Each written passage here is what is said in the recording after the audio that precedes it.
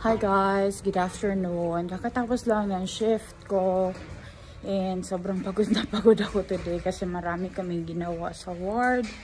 Busy yung ward today. So, depende talaga everyday. Merong busy, minsan hindi din busy.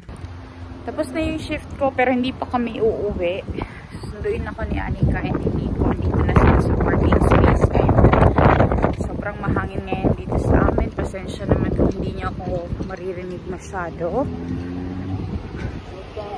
Meron kaming pupuntahan kasi yung isang Filipino na nagtatrabaho as Hoiva Avustaya dito sa Sairala is may sinabi siya sa akin na meron daw bilihan dito ng Havikiruwaka. So 8 euros lang. Pwede kang kumuha ng kahit ano doon. So yung Havikiruwaka is yun yung mga pagkain na tinatapon na ng mga stores kasi hindi na siya pasa doon sa quality control nila, doon sa date, yung validity date ng food. So pupuntahan namin yun, tatry namin kung anong mga pagkain meron doon. Tapos 8 euro lang daw, kaya let's go. So guys, andito ako ngayon sa pila. So 8 minutes na lang, tapos mag-open na yung door.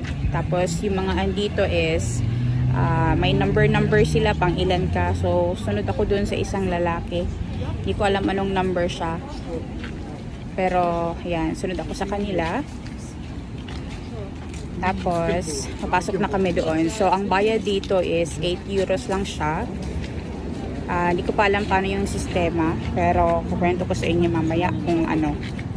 Marami din mga nagpupunta dito guys, kasi ito siya is Havikiruwaka siya, waste food.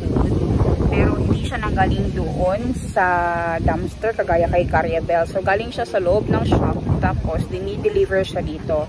But the thing is, I think they're doing this for like an NGO job or something. Tapos may yung funds na nako-collect nila, siguro ginagamit nila yun for other projects nila. Since malayo ako kay Julie, hindi ako makahingi sa kanya ng ayuda. So dito ako pipila para sa ayuda. Pero yung ayuda dito may bayad. But it's okay kasi konti lang naman, mura lang naman siya, 8 euros na siya. Tapos makakuha ka na yata ng unlimited na tinapay. Kahit sa amin lang guys, tinapay lang yung makuha namin. Okay na kami kasi yun naman yung pinaka-basic na food na kinakain talaga namin sa bahay. Kahit si Nico, yun din yung kinakain niya. Kaya napakalaking bagay na sa amin yun. Kahit tinapay lang yung makuha mo dito. Sabi nung Pinoy na nabigay sa akin ng info, ano daw, makakuha ka daw talaga ng karne, ng mga gulay, tapos isa-isa daw papasok, tapos unlimited ka daw kumuha doon. Pero yung karne yata parang isang karne, isang isda, ganon. So mura na yun, 8 euros. So tingnan natin kung ano makukuha ko today or anong mabibili ko dito today sa 8 euros. Kasi naalala nyo before yung may napulot akong 5 euros, tapos yung nabili ko nun is yung chicken lang yata yun, tsaka yung potatoes ba yun o rice, nakalimutan ko na, basta yun. Tingnan natin anong mabibili ko dito sa 8 euros. So yung 8 euros is almost, magkano bang 8 euros sa atin? About 400 something euros yan sa Philippines. Guys, I'm so happy. Oh my God. Sobrang dami kong harbat doon. Sa 8 euros, sulit na sulit. Kasi sobrang dami kong nakuha, tsaka ang bigat ng bit-bit ko. Buti na lang at dito lang sa malapit nag-park si Nico. So meron doong mushrooms, tapos may viniru pale or yung grapes, dalawa yung grapes na yan. Saan na ba yun? Basta, tapos dalawang grapes yan, tapos ito yung tinapay. Tapos binigyan din ako ng chocolate. Tapos may ruwaka kerma. Bagay ito para dun sa aking mushroom. Dalawa yung kinuha ko kasi dalawa ang pwede kunin doon. Tapos merong, ano ba ito? Ananas. Ano yung ananas? Nakalimutan ko na. Pinya. May pinya guys. Tapos merong kingko or ham para sa sandwich. O diba? Tapos meron din itong honey melon. Yung balat niya lang ang nag-iba ang color, pero actually okay pa yung loob niyan. Tapos meron ding coffee. Tapos meron pa ditong gluten ito na bread or gluten-free na bread. Tapos merong sandwich. Ito yung siguro magiging dinner namin ni Nico today kasi ready na siya. Ito pa yung isang sandwich. Tapos, merong classic wok, mixed vegetables. So, lulutuin ko rin yan. Tapos, nakakuha ako nitong isang paprika. Tapos, may milk para sa coffee. Yan. Tapos, merong smoothie. Yan o, smoothie. Nakakuha din ako doon ng salmon. Tapos, meron din ditong pie. Yan, maganda to sa coffee. May kape na, may pie pa, di ba? Kompleto na. Tapos, meron din ditong onions. Tapos, nakakuha din ako doon ng marinated na beef. Kita nyo naman, 554 euros yan siya. Isang pack nito. Di ba?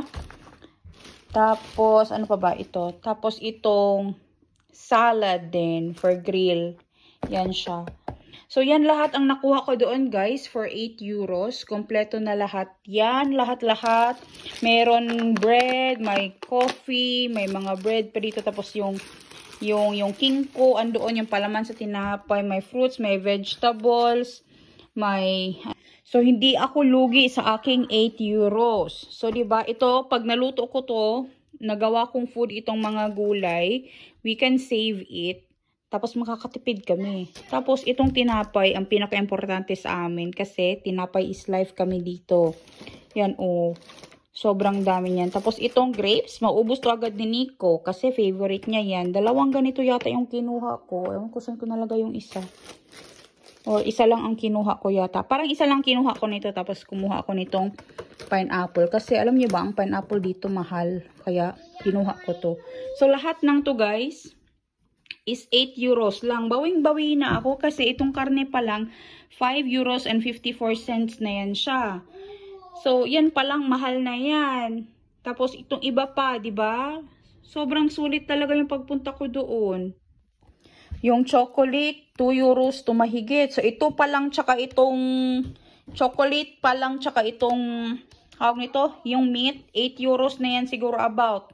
O, diba? Sobrang laki ng tipid. Tsaka sayang to, kasi tinatapon lang to sa basurahan. But the thing is, these food are collected from the inside of the store. Kasi binibigay ito ng mga stores doon sa group na yon. Tapos binibenta nila for 8 euros. Tapos yung money na nako-collect nila is ginagamit naman nila for helping others sa kanilang mga programs. Diba? Na-prepare ko na yung ibang food na nakuha namin doon. Or hindi pa nakuha, na binili namin doon. So ito yung stir-fry vegetables. Ito yung meat. Tapos yung fish. Tapos gumawa ako ng sauce galing doon sa Rua Kakerma. Ginawa ko siyang chanterelles na sauce. So, meron siya yung mushrooms na nakuha ko sa forest kahapon. Ito pa yung chocolate. Yung grapes nasa labas, kinakain ni Nico. So, ito yung mga bread, guys. Ito yung ibang bread na natira namin sa bahay. So, yung ibang bread, nilagay ko sa freezer. Tapos, ito yung sandwich. Tapos, yung vesimeloni or yung... Ay, hindi pala yan. Yung honey melon pala. Ito yung honey melon. O, diba okay pa siya? So, ito yung food namin for dinner.